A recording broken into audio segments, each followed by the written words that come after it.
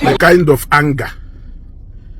kind of anger na-ada adụ ụfọdụ ndị polisi n'ime na ha na-arụ ọrụ. Ana m ajụ onwe m, afọsụ dọrọ afọsụ jee lụwa polisi.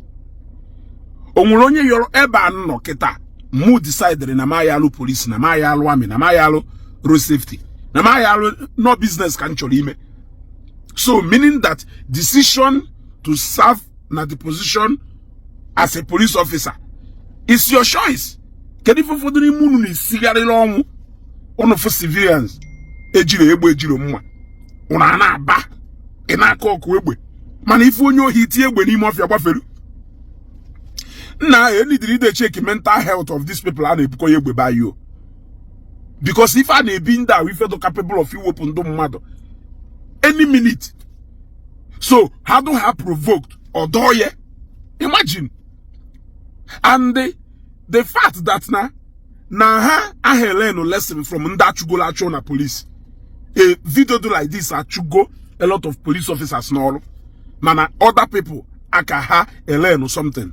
Na jumwem does it mean no well spirit in a possessive?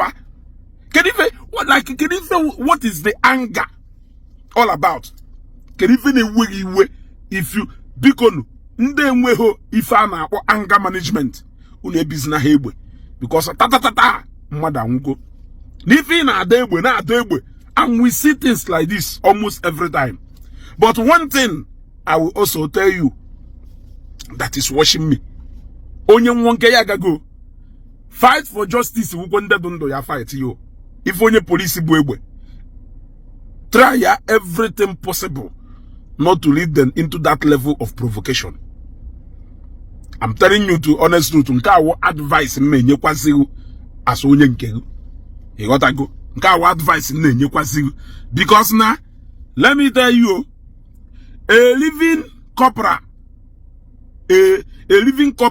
is better than a white general, because it's only a living corporal that can live to tell the story.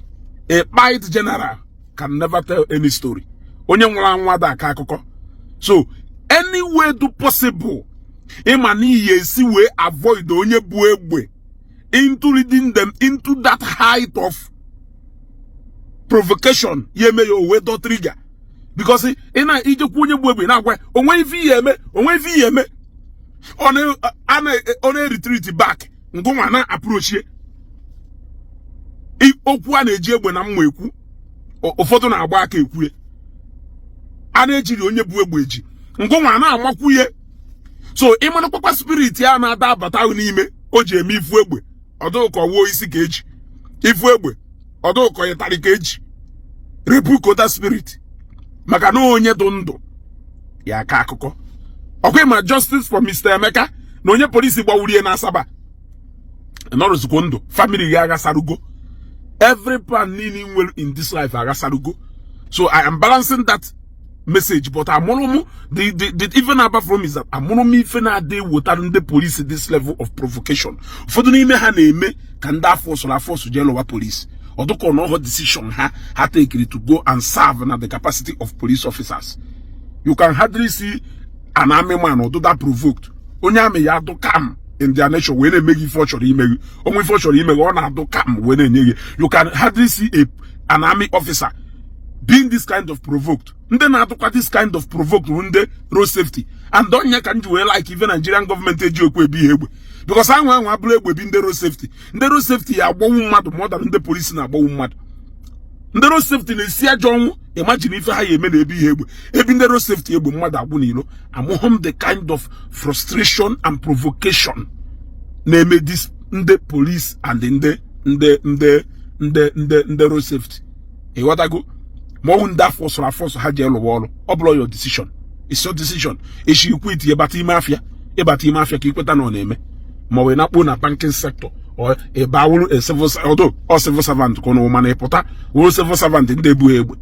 You got to go. So, only need a mental health evaluation before we be in the mother. Because a lot of people are more in the hands of these people than in the hands of criminals. I hope I'm making sense.